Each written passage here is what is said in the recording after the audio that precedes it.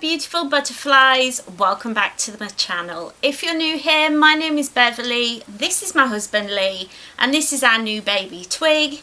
So grab that cup of tea because you're going to get to meet him now.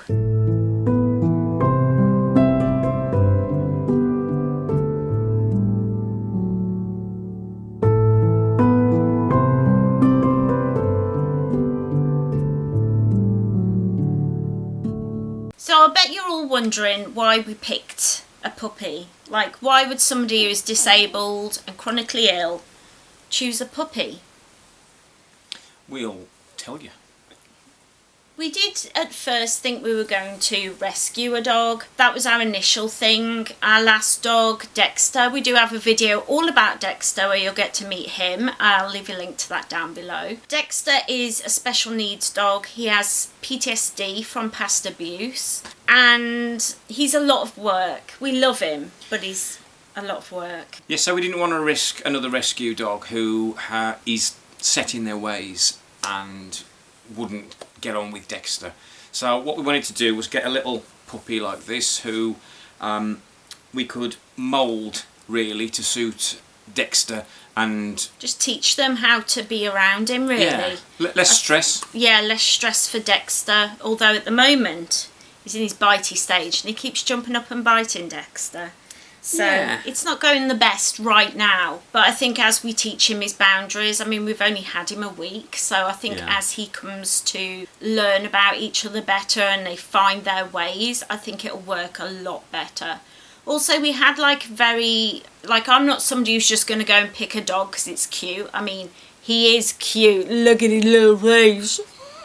But I did do a lot of research into different breeds. I knew I wanted a little dog. I wanted a dog that I could pick up easily, that I could play with easily. Bigger dogs can pull on leads and would easily pull me over. So I had to really think about the kind of breeds that I wanted. And when I looked at all the local places in Staffordshire, rescue places, they were all big dogs. They were all big dogs or dogs that are more like Staffordshire Terriers, that sort of thing, that are quite powerful. And I just thought they just wouldn't work for me. I love those dogs, but they're just not right for us, are they? Beautiful dogs, but you have to get a dog that's right for the situation that you're in. Exactly. And that just works both ways then. You know, it works better for the dog, it works better for the owner. Just makes for a better life for everybody. So the decision to get a puppy was made and we found a really good breeder over on a website called Pets for Homes. I'll leave a link to it down below, not associated with them, they don't know we exist, but we chose them because there was a level of protection that came from buying through them. For example, if your dog gets seriously sick in the first, I think it's something like 6 months of you taking that dog on, or if they find out it's a backyard breeder or anything like that, then you get your money back. And so, I mean, we saved up to be able to get this dog. And so the idea of losing that money potentially was very scary. This gave us a little level of protection. It did, and you know that you're getting the dog from a verified breeder. Yeah. They are checked out rather rigorously, and it was just that little bit of a safety net that we liked about it. Yeah, and they did come with a free app, but to be perfectly honest, the app was not great. It kind of went from week one of the puppy's life. It was like daily lessons on how to look after your dog, but it was all like, in the first week your puppy can't see, and I'm like, well, you're not allowed to have a puppy from that age, so why are you teaching us about that? Yeah. Like, it should go, because you put in the date that your puppy was born, so the app knew that he was 10 weeks old. Yeah. So it didn't make much sense that they were teaching us about week one. It just didn't work at all, so we got rid of it. But it's only free for 2 weeks. Yeah, and then you've got to pay. You've got to pay, you know. So I think they start at week one, because then by the time they get into the lessons that you need, you've got to be paying. They're not stupid. Yeah, it's all business at the end of the day, business. And the app might suit you. Yeah, if you're a breeder, it might suit you perfectly. I think if you're a breeder, it's probably a really good app. But I have got butterfly wings sticking out the top of my head. You do, my darling. I noticed that a bit ago. There you go. Yeah, that's like my. They're not attached. They are really. He's just wearing a very pretty bow today. Lovely. That said, what is his personality like? Is because we do have notes, so we don't waffle and bore you all senseless. But how can you be bored with this little puppy around? Isn't he cute? So his personality is very mischievous at the moment. I guess that would be because of his age. He is 11 weeks now. Yes? 11 weeks old. Yeah, 11 weeks now, yeah. So I'm going to guess that his playfulness and his mischief is just because of that. But he's very cute. He's very cuddly. Oh, bless you. Bless you. Little sneeze He's very, very cuddly, isn't he? Like, yeah. I woke up one night and I had a twig curled up, like, basically on my shoulder, like, under my head, like, giving me a cuddle. And I've woke up a few times like that. You know, he goes to sleep at the bottom of the bed, and then you'll wake up a few times in the night and he's right next to you, having a cuddle and a snuggle. And I love that about him. Yeah, and also, with him being the colour he is, we've got like a white blanket on the bed for him. So when you wake up and you look round for him, you can't really see him. You can't really see him. So we had to turn it round. It's like grey and spotty on the other side. Yeah. We had to turn it round because the fluffy, lovely, fleecy side's just white. Yeah. Couldn't see him at all. Didn't know which end was which. Didn't know who he was. Yeah, until he moved. Until he moved, then you could see him. Because blankets don't generally move unless you've got a poltergeist. Yeah.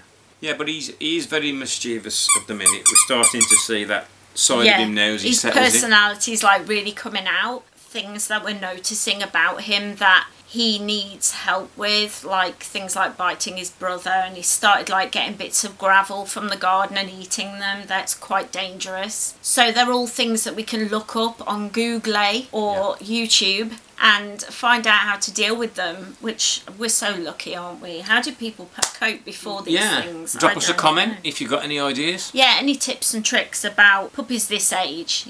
He's a lovely little dog. I'm so glad we've got him. I love him so much. Where's his chocolate bar gone? That's what I think he's looking for. His chocolate bar. It's not a chocolate bar, it's a toy. It's a squeaky toy. I think it was in one of my Halloween haul videos, to be honest, and they're over on Patreon. Well, when we got him, he was wormed. He had his first flea treatment, and he had his first vaccination. So we were very lucky there. Yeah, so all that was already done, but we did take him to the vets. Well, our vets for the first time, and he did not like it. He did not like it at all. I will say this.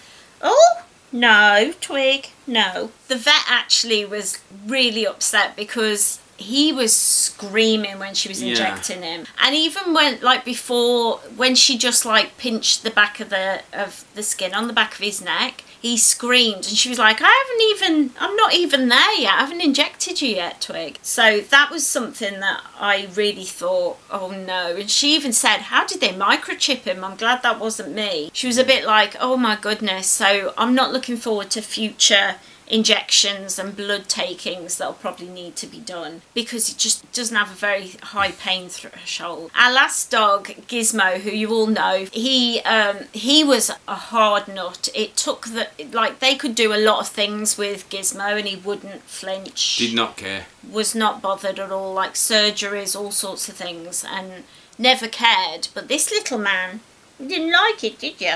No. I've got lipstick on, yes. So, I don't know how we're going to cope with that, but we'll find our way. And we'll get there. Yesterday, speaking of first, he had his first bath. There will be I'll put in some footage over here, but not too much, because a lot of the footage is going to be over on my Patreon vlog. So if you're interested, no pressure. It's £2 a month, and I do a monthly vlog of what it's like living with chronic illnesses and take you out thrifting, and if I go to days out. So if you miss my days out videos and vlogs, definitely go and check out my Patreon. It's linked down below. That full video will be over on there. But so if you want to buy Twig a little biscuit, a little treat, or put towards a little toy, you can over on Ko-fi. You can give one-off donations to us, which basically will keep the channel going, keep my blog going. But it all helps, doesn't it? Every little helps. Oh dear. He sounds like one of those little toy dogs when he he doesn't really bark at the moment, he yaps. He's a little yapper. And he can sound like a duck as well. Yeah, he does sound like a duck sometimes. madness, absolute madness. But he's just a lovely little character, and I'm just looking forward to him growing up and like getting to know him even more. He's so lovely now and so loving. He's curled up on me now. I think he's tired, but he's so lovely. I do feel that this is a very important time to record.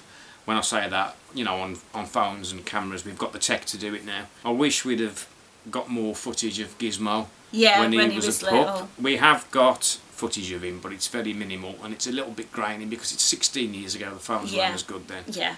So we do have footage of him as a baby, but it's not very much. I think I had like this little Nokia phone, if I remember right, with the little tiny screen. I'm old, guys, I'm old. But yeah, I did try and record sometimes, but it was very, very difficult. So I'm really glad that this time around we can like record him, and I'm going to have him on my vlogs. It's very, very exciting to have, and you can all get to know him, and I love that. Because you all loved Gizmo so much, and I don't want you to think that I've just replaced Gizmo. It's not that at all. You could never replace Gizmo. Could never replace Gizmo. He was my best friend and my heart dog, and I absolutely loved him, and I miss him every day. We talk about him constantly. I was missing having a dog that I could cuddle, and you can't cuddle Dexter. He has a lot of problems because of abusers in the past, and because of that we have to really, like, you can't even fuss him, and I missed having a dog to cuddle.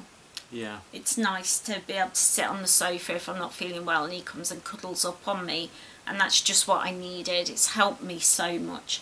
I do have a blog post where I talk about how much it's helped me getting the dog, so I'll leave a link to that down below just so you can read it if you would like. But yeah, I think it's really important to remember that when you're chronically ill and you don't leave the house very often, it is important to have pets. They help so much. Yeah. We just missed having a puppy, didn't we? And Dexter's great, but you can't.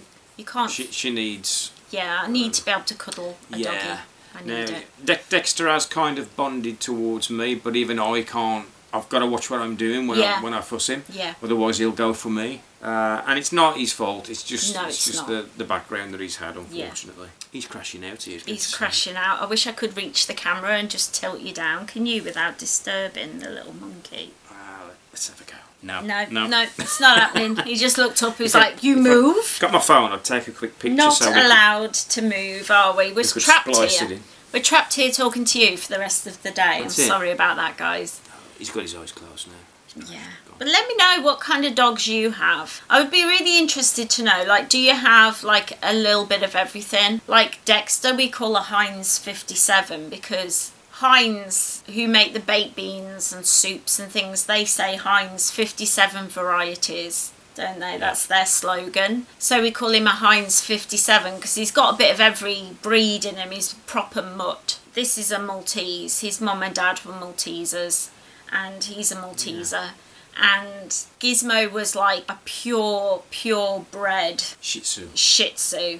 He, like, you could trace his lineage back. We have somewhere like a full-on scroll with his whole family tree on, and a lot of them are like Crufts winners and things like that. So he's from a big lineage, and it was so funny because I was like, I'm not going to do anything with this dog to make money. Like, he's just my friend, but he would have hated that life anyway. Yeah. But this little Malteser, he's just going to have a nice life and have lots of cuddles and playtimes and loves. So I hope if you have a Malteser or you enjoy Malteser puppies and content like that you'll stick around. I'm sure he'll be in many, many videos. He'll definitely be on my vlogs, and I hope that you will stick around. So if you are new to the channel, so make sure you head down below, click that subscribe button and ring that little bell so you always know when I upload. I'm usually here on Fridays, but sometimes on a Monday. Just depends what's going on in my life. But take care, everyone. Have a wonderful, wonderful, magical week. And I'm going to go and sit on the sofa with a dog on my lap. And I hope you have a little cuddly creature to cuddle to. Take care, everyone. Bye. Bye. Bye.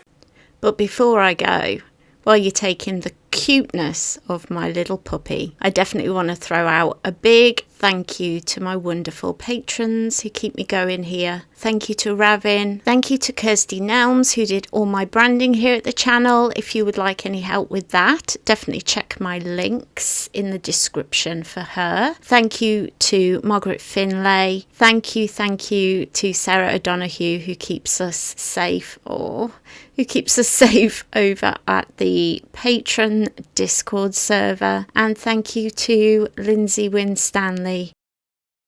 Get nice and whispery so we don't wake up the puppy. Have a wonderful magical week, and I will see you all next week. Goodbye, my friends. Goodbye.